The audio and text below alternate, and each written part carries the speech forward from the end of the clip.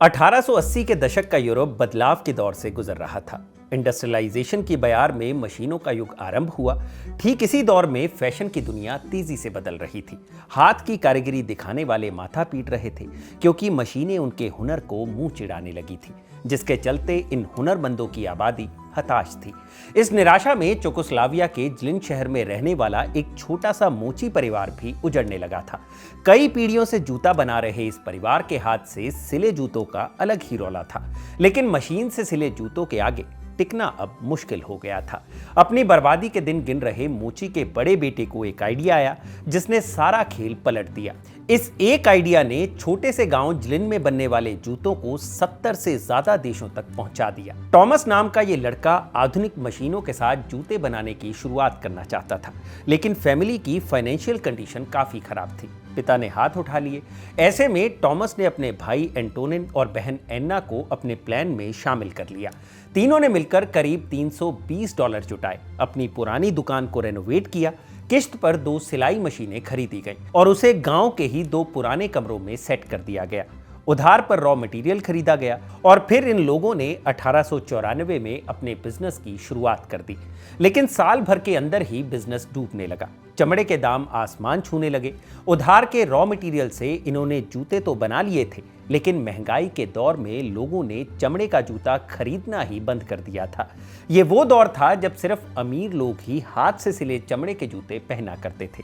Thomas के idea ने हालात बद से बदतर कर दिए, लेकिन टॉमस को बिजनेस की दुनिया का मूल मंत्र पता था, जो कहता है रिस्क लेने से डरना नहीं है। इसलिए वो डरा नहीं। नया तिकड़म आजमाया गया। लड़के ने सोचा अमीरों के पास तो जूते हैं ही, लेकिन जिनके पास नहीं है उन्हें जूता बेचा जाए। चमड़े के महंगे जूते तो वो खरीदेंगे नहीं।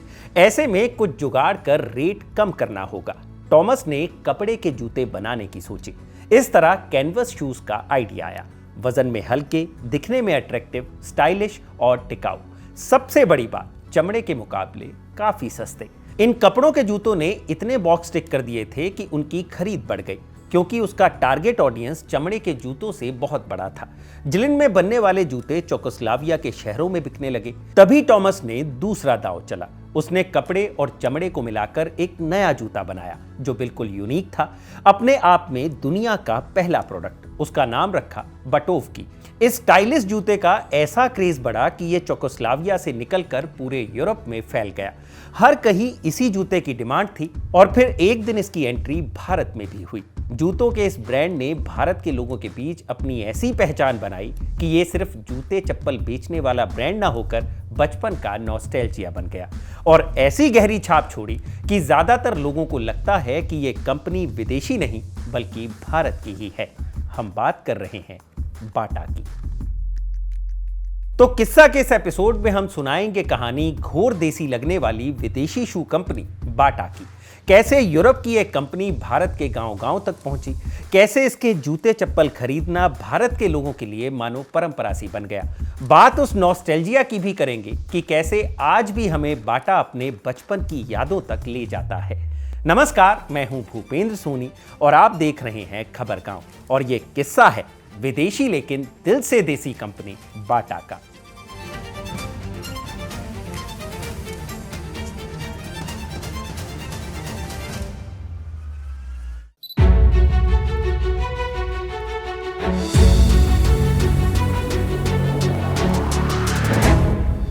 इस वीडियो में हम बाटा की पूरी जर्नी पर बात करने वाले हैं। कैसे यूरोप से चली एक कंपनी वर्ल्ड वॉर 1 में सैनिकों के लिए जूते बनाने लगी और फिर ग्रेट डिप्रेशन के बाद उसने भारत का रुख किया और फिर भारत में जो हुआ उसकी कहानी भी काफी दिलचस्प है। इसलिए अंत तक हमारे साथ बने रहिएगा।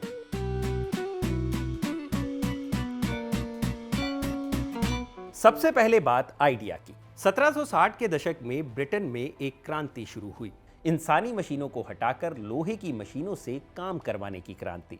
धीरे धीरे ये क्रांति पूरे यूरोप तक पहुंचने लगी। तभी 1830 में फ्रांस के बार्थलेमी थिमोनियर ने एक सिलाई मशीन बनाई। इस मशीन से कपड़े और जूते दोनों सिले जा सकते थे और इसी के साथ फुटवेयर इंडस्ट्री में रेवोल्यूशन की शुरुआत हुई। ये वो दौर था जब अमीर यूरोपियंस ही हाथ से सिले चमड़े के जूते पहना करते थे, लेकिन मशीन के आने से मामला बदल गया। जिन जूतों को तैयार करने में दिन भर खप जाते थे, मशीन उन जूतों को मिनटों में तैयार करने लगी, जिससे लेबर कॉस्ट घटने लगी, जूतों के दाम भी कम होने लगे। कुछ साल में इस इंडस्ट्रियलाइजेशन का असर पूरे यूरोप में दिखने लगा।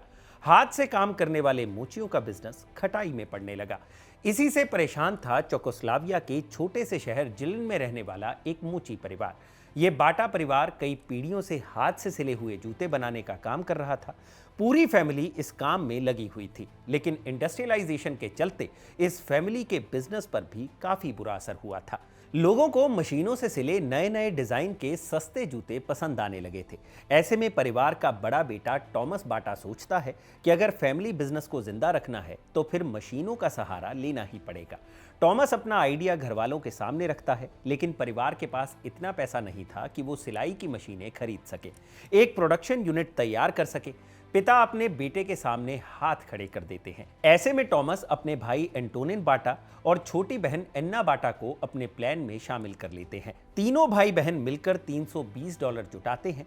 पहले अपनी पुरानी दुकान को थोड़ा रेनोवेट करते हैं, फिर मार्केट से जूते सिलने वाली 2 सिलाई मशीन लोन पर खरीदते हैं और उन मशीनों को 2 कमरों में सेट कर देते हैं। लेकिन अब उनके सामने एक और चुनौती थी, रॉ मटेरियल की। उनके पास इतने पैसे नहीं थे कि जूते बनाने के लिए वो चमड़ा खरीद सके, क्योंकि अब मामला बदल चुका था। पहले 1-2 मीटर लंबे चमड़े से हफ्ते हफ्ते भर का काम चल जाता था, लेकिन मशीन 1-2 मीटर लंबे चमड़े को चंद घंटों में ही सिल सकती थी। ऐसे में तीनों भाई बहनों ने उधार में पूरा रॉ मटेरियल खरीदा, चमड़ा, जूते चिपकाने के लिए गोंद और काम में हाथ बटाने के लिए 10 हेल्पर भी हायर किए। और इस तरह 24 अगस्त 1894 को जिलिन के 2 छोटे से कमरों से T&A बाटा शू कंपनी की शुरुआत हुई। लेकिन साल भर के अंदर ही पूरा बिजनेस प्लान उलट गया।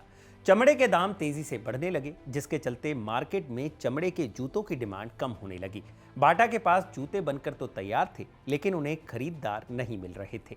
1 साल के अंदर ही बिजनेस डूबने लगा। ना सिलाई मशीनों की किश्त भरी जा रही थी, ना ही रॉ मटेरियल का उधार चुकाया जा रहा था, ऊपर से लेबर कॉस्ट अलग। लेकिन टॉमस जल्द ही इसका भी तोड़ निकाल लेते हैं। टॉमस ने देखा कि भले ही शू इंडस्ट्री बदल गई है, लेकिन जूते पहनने वाले नहीं बदले।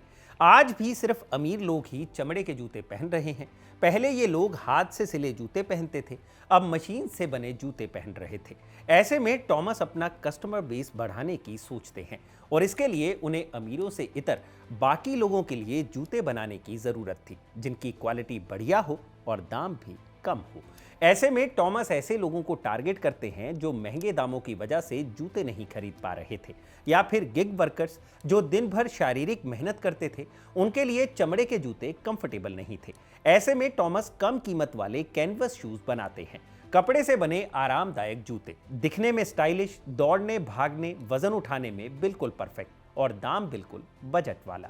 टॉमस का ये आइडिया काम कर गया। कपड़े से बने कैनवस शूज का बूम आ जाता है। इन जूतों की डिमांड इतनी बढ़ जाती है कि ये जिलिन शहर से बाहर पूरे चेकोस्लोवाकिया में बिकने लगते हैं। कंपनी का उधार तो चुक ही जाता है, उल्टा कंपनी अच्छे खासे प्रॉफिट में भी आ जाती है। इस नए इनोवेशन ने बाटा को काफी पॉपुलर बना दिया। 1899 तक बाटा ने यूरोप के कई देशों में अपनी पहचान बनानी शुरू कर दी, लेकिन टॉमस के लिए इतना ही काफी नहीं था। टॉमस ने और आगे बढ़ने की सोची। 1899 में ही टॉमस अपने 3 कर्मचारियों के साथ अमेरिका की यात्रा पर निकल गए। अमेरिका का मैसाचुसेट्स शहर उस वक्त शू कैपिटल माना जाता था। फुटवेयर से जुड़े सारे नए इनोवेशन यहीं से हुआ करते थे। मैसाचुसेट्स से टॉमस ने 2 चीजें सीखी। पहली, अमेरिकी मास प्रोडक्शन टेक्निक और दूसरी, मटेरियल मिक्सिंग। टॉमस इनोवेशन करने में तो माहिर थे ही। अमेरिका से लौटकर पहले तो उन्होंने अपने प्रोडक्शन चेन को इंप्रूव किया, जिसमें उनकी मदद की अमेरिकी मास प्रोडक्शन टेक्निक ने। इसके बाद 1904 में कपड़े और चमड़े के मिश्रण से एक शानदार जूता तैयार किया गया, जिसे नाम दिया गया बटोव्की। असल में उस वक्त अमीर या थोड़े छोटे कस्टमर्स कैनवस शूज खरीदने में अब भी हिचक रहे थे। चमड़े की आदत छूटने में वक्त लग रहा था। ऐसे में टॉमस ने कपड़े के साथ साथ चमड़े को मिलाकर एक शानदार जूता तैयार कर दिया। पूरा जूता कपड़े का ही बना होता था, लेकिन उसके सामने चमड़े से एक डिजाइन बना रहता। सोल भी चमड़े का ही बना होता और शूलेस ब्रैकेट में भी चमड़े का काम ही होता था। इस जूते ने बाटा को पूरे यूरोप में एक बड़े ब्रांड के तौर पर खड़ा कर दिया मुनाफा और काम इतना बढ़ चुका था कि 1912 आते आते तक बाटा ने 600 से ज्यादा कर्मचारियों को हायर कर लिया था। इसके बाद टॉमस ने 3 रणनीतियों पर काम करना शुरू किया। पहली थी कम दाम। टॉमस बाटा में लगातार कई इनोवेशन कर रहे थे ताकि जूतों के दाम को कंट्रोल में लाया जा सके। दूसरी रणनीति थी मास प्रोडक्शन। मशीनों की मदद से इतना प्रोडक्शन करो कि लेबर कॉस्ट कम हो जाए। अब खर्चा कम होगा तो दाम तो कम होंगे ही। और तीसरी थी हाई क्वालिटी। अच्छे चमड़े का इस्तेमाल कर अच्छा टिकाऊ प्रोडक्ट तैयार करना। बाटा आज भी अपनी अच्छी क्वालिटी के लिए जाना जाता है, जिसके बने जूते सालों साल तक चलते हैं। आपको जानकर हैरानी होगी, आज भारत में हम जो घर से काम करने वाली महिलाओं को देखते हैं, जो घर पर बड़ी बड़ी कंपनियों के लिए कभी अगरबत्ती, मोमबत्ती, पापड़ जैसी चीजें बनाती हैं, ये इनोवेशन 1910 के दशक में टॉमस ने शुरू कर दिया था। जिलिन के आसपास के गांव के लोगों से उन्होंने काफी सस्ते दामों पर छोटी मोटी चीजें बनवानी शुरू कर दी थी। साल 1920 आते आते बाटा यूरोप के सबसे बड़े शू ब्रांड्स की लिस्ट में शुमार हो चुका था। टॉमस ने बाटा को कभी प्रीमियम ब्रांड के तौर पर प्रेजेंट ही नहीं किया, ना ही कभी खुद को प्रीमियम या लग्जरी ब्रांड बनाने की सोची। हमेशा मिनिमलिस्टिक अप्रोच रखी। डेली वेयर, ऐसा प्रोडक्ट जो दिखता तो स्टाइलिश लेकिन उतना ही टिकाऊ और किफायती भी था, जिसे खरीद कर अफसोस नहीं होता था।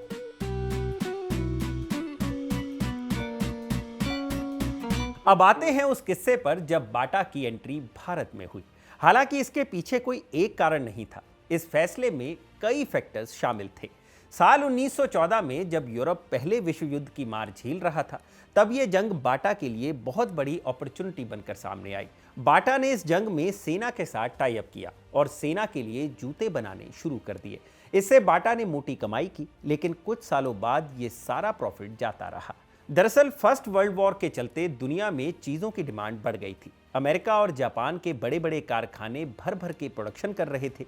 युद्ध खत्म होने के बाद डिमांड तो घट गई, लेकिन इन कारखानों का प्रोडक्शन नहीं रुका। मार्केट में इनके सामान खप नहीं रहे थे और इसका अंत हुआ मंदी के साथ, जिसे इतिहास की सबसे बड़ी मंदी कहा गया। इसे ग्रेट डिप्रेशन का नाम मिला। यहां थोड़ा ठहर कर इस टर्म को समझ लेते हैं ताकि आगे की कहानी पानी की तरह बह सके। तो हुआ ये कि अक्टूबर 1929 में न्यूयॉर्क स्टॉक एक्सचेंज में भारी गिरावट होने लगी। वॉल स्ट्रीट क्रैश हुआ, शेयर मार्केट औंधे मुंह गिर गई। इन्वेस्टर्स के माथे से पसीना छूटने लगा। शेयर मार्केट के इस उथल पुथल ने आर्थिक मंदी को ट्रिगर किया। अमेरिका में जो हालात पनपे, उसका असर दुनिया भर के बाजारों पर पड़ने लगा। यूरोप, एशिया, अफ्रीका सब इसकी चपेट में आ गए। इसी मंदी के भयानक दौर को ग्रेट डिप्रेशन का नाम दिया गया, जो 1930 के दशक तक जारी रहा। यह स्थिति पूरी तरह तब सुधरी जब द्वितीय विश्व युद्ध का दौर शुरू हुआ। जब सारी दुनिया ग्रेट डिप्रेशन के थपेड़ों से खस्ताहाल थी, तो बाटा भी अछूता कैसे रहता। बाटा का बिजनेस चौपट होने लगा। कंपनी ने पहले से जो प्रोडक्शन कर रखा था वो सरप्लस था, यानी जरूरत से बहुत ज्यादा, लेकिन खरीदने वाले कम हो गए थे क्योंकि मार्केट में पैसा था ही नहीं जिसे लोग खर्च कर सकें। अब इससे पहले कंपनी पूरी तरह डूब जाए, उससे पहले ही कुछ फैसले लेना जरूरी था। तो टॉमस ने एक फैसला लिया। उसने अपने प्रोडक्ट की कीमत आधी कर दी, यानी जो जूता 500 का था उसका दाम 250 कर दिया, यानी 50% की छूट। इस फैसले ने कंपनी को बर्बाद होने से बचाए रखा, लेकिन इस मोर्चे पर बाटा को दो तरफा नुकसान था। पहला, कंपनी अपने प्रोडक्ट आधे दाम में बेच रही थी, जिससे उसका मुनाफा कम हो रहा था। दूसरा, रॉ मटेरियल महंगे हुए तो लागत बढ़ने लगी। कंपनी के मालिक के पास इस दलदल से उबरने का सिर्फ एक ही उपाय था, कैसे भी करके सस्ते दाम में रॉ मटेरियल खरीदना ताकि लागत कम हो सके, क्योंकि प्रोडक्ट की कीमत बढ़ाना बने बनाए बिजनेस पर जूता मारने वाला ही साबित होता। तो टॉमस साहब निकल पड़े सस्ते कच्चे माल की खोज में। ये खोज उनको ले आई उस देश जहां कभी अमेरिका की खोज में निकला लापरवाह यात्री वास्को डिगामा पहुंचा था, भारत। वैसे ये ऐसा मामला नहीं था कि टॉमस की नींद खुली और उसने सोचा कि चलो भारत चलते हैं। उसने ब्रिटिशर्स को देखा था सस्ते दाम पर कच्चा माल भारत से लाते हुए। नील से लेकर तमाम चीजें थीं जो अंग्रेज भारत से ही ला रहे थे। तो इसलिए टॉमस बाटा भारत आए। ये साल 1931 था और वो ऐसे शहर आया जो अंग्रेजों के व्यापार का गढ़ था। 1911 तक भारत की राजधानी, हुगली नदी के किनारे बसा शहर कोलकाता। टॉमस ने कोलकाता की सड़कों पर खूब धूल फांकी, चमड़ा बाजार की तलाश की, मार्केट को जांचा परखा। कहीं कहीं ये कहानी मिलती है कि कोलकाता में टॉमस ने देखा कि बड़ी संख्या में भारतीय लोग चप्पल या जूते नहीं पहनते और इसकी सबसे बड़ी वजह थी गरीबी। एक बड़ी आबादी थी जिसके पास इसके लिए पैसे तक नहीं थे या कहीं कम थे।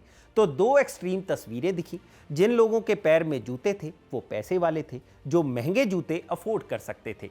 दूसरी तस्वीर उन गरीब लोगों की थी जिनके पैर में कुछ भी नहीं था या कहीं कुछ टूटा फूटा था। यही दूसरी तस्वीर में दिख रही आबादी ने टॉमस को अट्रैक्ट किया। बाटा को समझ आया कि कच्चा माल तो कुछ भी नहीं, भारत में उसके पूरे बिजनेस के लिए बहुत बड़ा बाजार तैयार है। उसकी आंखें चमक उठी। इसी मुस्कान के साथ वो अपने देश चेकोस्लोवाकिया लौटा। टॉमस ने समझ लिया था चमड़ा खरीदने के लिए और फैक्ट्री डालने के लिए कोलकाता सबसे अच्छी जगह है। यहाँ सस्ती लेबर है, सस्ता रॉ मटेरियल है और बहुत बड़ी जनसंख्या वाली एक मार्केट है। 1931 में ही टॉमस कोलकाता से करीब 23 किलोमीटर दूर कोन नगर में एक फैक्ट्री शुरू करता है। कोन नगर हुगली जिले में है। जिस बिल्डिंग में पहली फैक्ट्री की शुरुआत हुई वो 2 साल बंद पड़ी थी। ये एंडरसन कंपनी की बिल्डिंग थी जो 1929 के ग्रेट डिप्रेशन के चलते दिवालिया होकर बंद हो चुकी थी।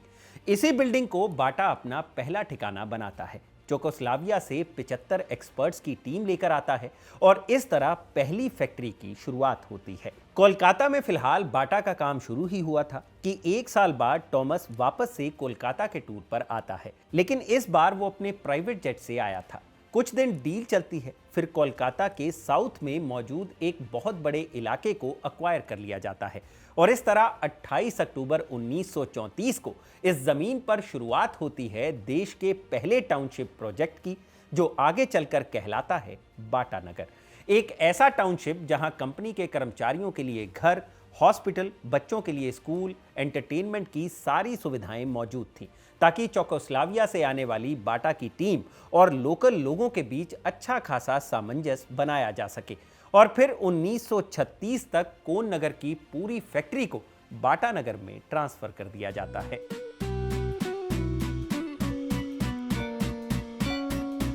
बाटा की भारत में एंट्री हो गई थी। कंपनी ने एक बड़ी मंदी और मुसीबत को पटकनी दे दी थी। सब कुछ सही चल रहा था, लेकिन अचानक कंपनी को एक बड़ा झटका लगता है। ऐसा झटका जिसने कंपनी को हिला कर रख दिया। भारत में पैर रखने के कुछ ही वक्त बाद कंपनी के फाउंडर टॉमस बाटा की एक प्लेन क्रैश में मौत हो जाती है।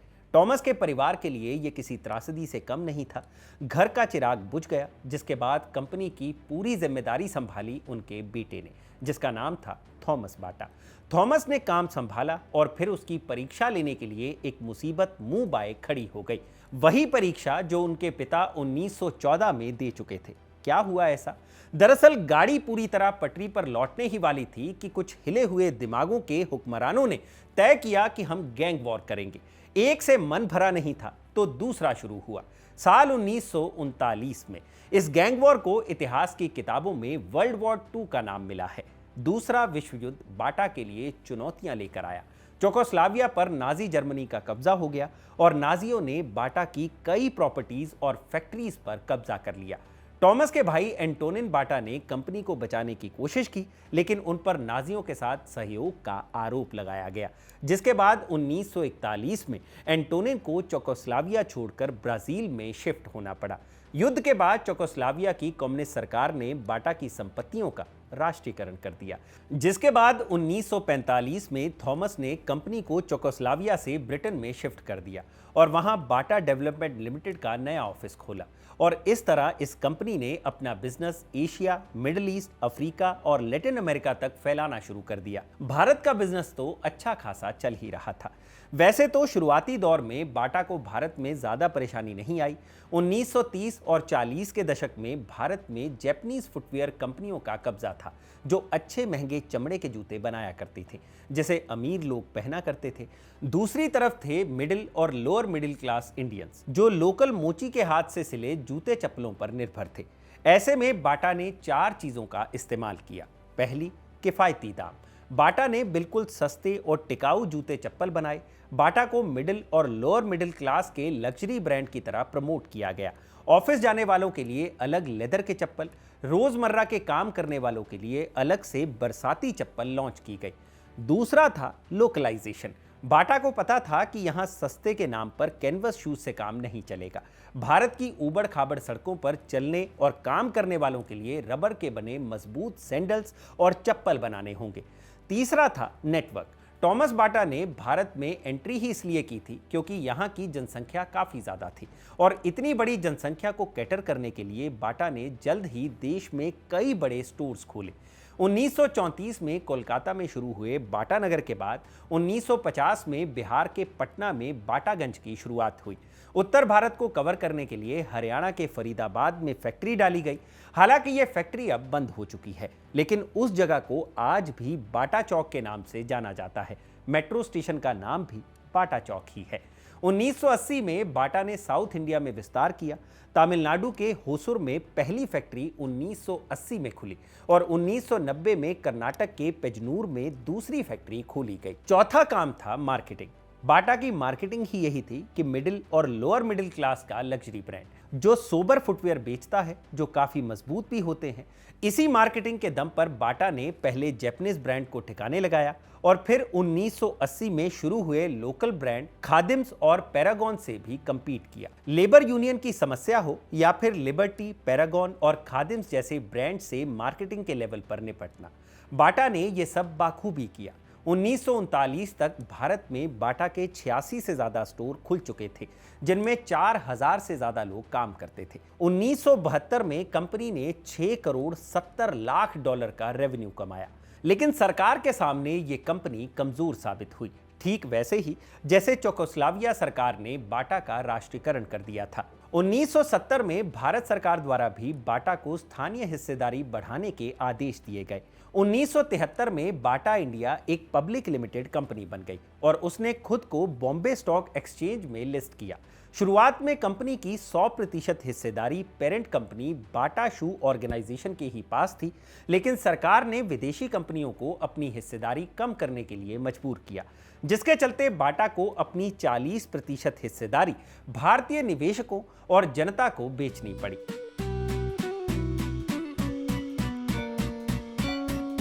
चेकोस्लोवाकिया में कम्युनिज्म के उभार के बाद बाटा ब्रिटेन शिफ्ट हो गया था। कंपनी ने 1964 में अपना ऑपरेशन कनाडा से करना शुरू कर दिया। कंपनी 1989 में वापस आई जब उसे राष्ट्रीयकरण के लिए बाध्य किया गया। यह फैसला बिजनेस के लिए बेहद दुर्भाग्यपूर्ण साबित हुआ। आखिरकार 2004 में बाटा का हेडक्वार्टर स्विट्जरलैंड के लुआसाने चला गया और मालिकाना हक थॉमस बाटा के पड़पोते थॉमस जे बाटा को ट्रांसफर कर दिया गया। खुद को दोबारा खड़ा करते हुए कंपनी ने अपने इंटरनेशनल ऑपरेशंस को खुद से काम करने की छूट देनी शुरू की। इसी मॉडल का नतीजा है कि फिलहाल बाटा इंडिया की सिर्फ 53% हिस्सेदारी ही पेरेंट कंपनी बाटा कॉरपोरेशन के पास रह गई है। बाटा ने भारत के शू मार्केट में बहुत जल्दी एंट्री मारी। इसका फायदा ब्रांड स्थापित करने में मिला। बाटा ने अपना पूरा फोकस किफायत और कंज्यूमर सेंट्रिक रखा। स्कूल शूज प्रोडक्ट के कंफर्ट की वजह से ये फैमिली ब्रांड का दर्जा पा गया और बाजार में टिका रहा। आज बाटा का वैश्विक कारोबार 70 से अधिक देशों में फैला हुआ है और ये कंपनी रोजाना 10 लाख से ज्यादा कस्टमर्स को अपना सामान बेचती है। लेकिन अगर सेल्स के मामले में टॉप 5 देशों की बात करें तो भारत बाटा का सबसे बड़ा बाजार है। दूसरे नंबर पर है इटली, जहां बाटा तो नहीं लेकिन इसके प्रीमियम ब्रांड हश पपीज और AW लैब खूब पसंद किए जाते हैं। तीसरे नंबर पर मलेशिया है, जहां बाटा हर साल 1 करोड़ जोड़ी जूते बेच लेता है। चौथे नंबर पर ब्राजील है और 5वें नंबर पर आता है पाकिस्तान। बाटा ने भारत की तरह ही पाकिस्तान में भी बिल्कुल सिमिलर बिजनेस मॉडल खड़ा कर रखा है। वहां भी बाटापुर के नाम से एक टाउनशिप मौजूद है। अगर पिछले 5 सालों की बात करें तो बाटा को भारत में जबरदस्त रेवेन्यू मिला है। कोरोना काल में भी कंपनी बड़े प्रॉफिट में रही है। 2019-20 में बाटा ने 3050 करोड़ रुपए का रेवेन्यू जनरेट किया था। 2020-21 में कोरोना के चलते रेवेन्यू में बड़ी गिरावट हुई, जो गिरकर 1708 करोड़ तक पहुंच गई। 2021-22 में रेवेन्यू 2387 करोड़ तक पहुंच गया, यानी पिछले साल से 39.75% की ग्रोथ। 2022-23 में ग्रोथ पिछले साल के मुकाबले कम हुई 22.2%। रेवेन्यू आया 2850 करोड़ का। 2023-24 यानी पिछले साल बाटा ने 3500 करोड़ रुपए का रेवेन्यू जनरेट किया, यानी 20% की वृद्धि। बड़े से लाल बोर्ड में सफेद रंग में लिखे बाटा वाले शोरूम में जाकर आज भी हम नॉस्टैल्जिक हो जाते हैं। भरोसा रहता है कि यहाँ कुछ ना कुछ तो पसंद जरूर आ जाएगा। आज भी इस ब्रांड को देखकर हमें दादा नाना की पुरानी चप्पलें, उनके चमड़े के चमचमाते बटुए और बेल्ट याद आ जाते हैं। बाटा लिखा वो छाता जो हम साथ लेकर घूमा करते थे। हम इंडियंस के लिए बाटा सिर्फ एक ब्रांड ना होकर बचपन की यादों में लौट जाने का जरिया है, एक नॉस्टैल्जिया है जिसे आज भी हम फैंसी बाटा स्लीपर्स और शूज के साथ पहनते चलते हैं। यही वजह है कि ये कंपनी विदेशी होते हुए भी दिल से देसी लगती है।